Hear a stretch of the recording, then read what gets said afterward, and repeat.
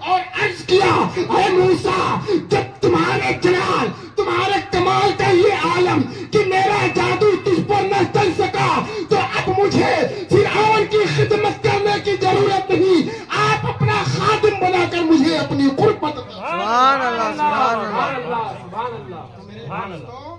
یہ وہ بارگاہ ہے، اس بارگاہ میں اگر کوئی مفلس و نادار آتا ہے تو اسے وقت کا تاجدار بنا دیا سبحان اللہ، سبحان اللہ۔ اگر اس بارگاہ میں گنہگار آتا ہے تو اسے عبادت گزار بنا دیا جاتا ہے۔ سبحان اللہ۔ اور یہ ایسی صوفیوں کی بارگاہ ہوتی ہے کہ صوفی ہر ایک شخص کو ایک ہی نگاہ سے دیکھتا ہے، اور صوفی کا تقاضا یہی ہے۔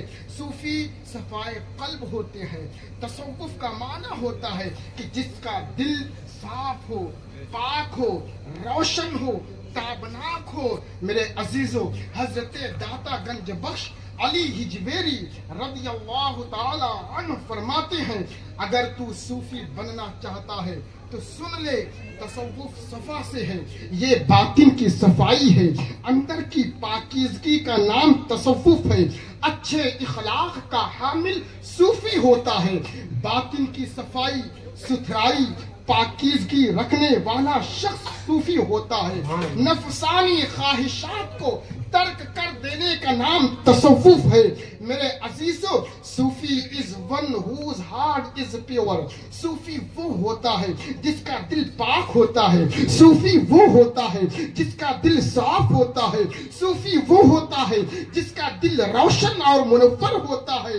صوفی does not see evil in others۔ صوفی دوسروں کے اندر برائی نہیں دیکھتا ہے، صوفی دوسروں کے اندر کمی نہیں نکالتا ہے، صوفی دوسرے کے اوپر تنقید نہیں کرتا ہے، صوفی دوسروں کو نیچا نہیں دکھانا چاہتا ہے، بلکہ ایک صوفی کی صفت اتنی پاکیزہ مقدس صفت ہوا کرتی ہے کہ ایک صوفی اگر دوسروں کے اندر کمی دیکھ لے، اگر دوسروں کے اندر برائی دیکھ لے، اگر دوسروں کے اندر عیب نظر آ جائے تو وہ صوفی اس کے عیب کو پوشیدہ کر دیتا ہے۔ ایک صوفی دوسرے کے عیب کو پوشیدہ کر کے اسے عزتوں کی مسندوں پر بٹھاتا ہے، اسے رسوائی و ذلت سے بچاتا ہے۔ رسوائی و ذلت سے بچانے والی ذات صوفیوں کی ہے۔ اور یاد رکھنا، پوشیدہ کرنا عیب کو، یہ رب کی صفت ہے۔ اللہ رب العزت اپنے تمام بندوں کے عیوب کو جانتا ہے کہ کون بندہ کتنا گنہگار ہے، کون بندہ کتنا بدکار ہے۔ ہر بندے کے عیب کو اللہ جانتا ہے۔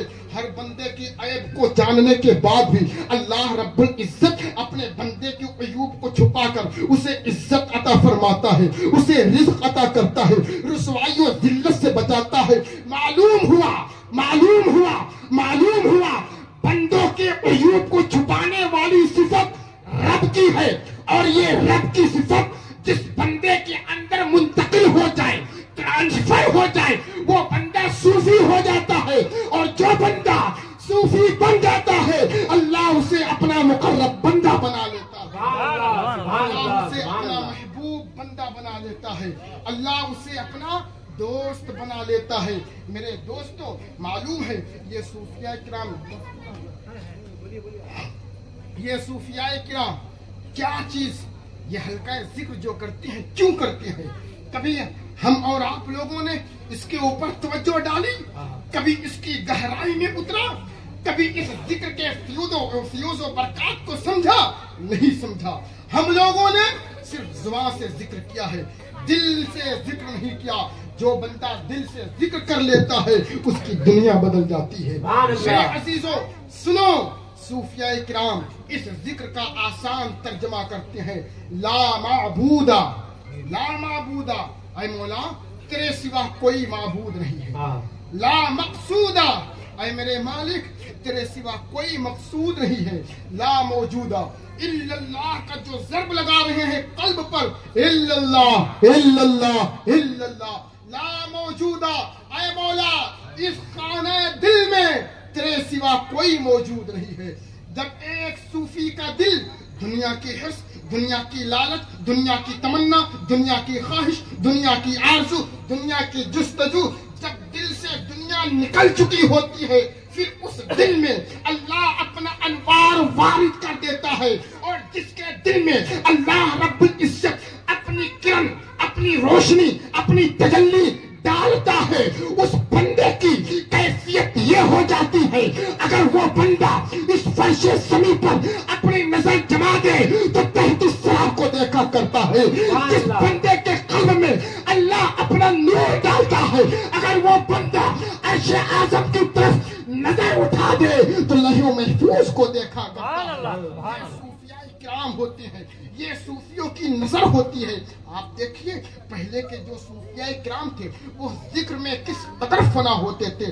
जब वो जिक्र करने लगते थे, जिक्र खुदा, जिक्र मुस्तफा के गहराई में इस कदर फना होते थे कि उनके दाएं भी जिक्र का पानी होता था, बाएं भी जिक्र का पानी होता था, ऊपर जिक्र की मौजें होती थी, नीचे जिक्र की गहराई होती थी।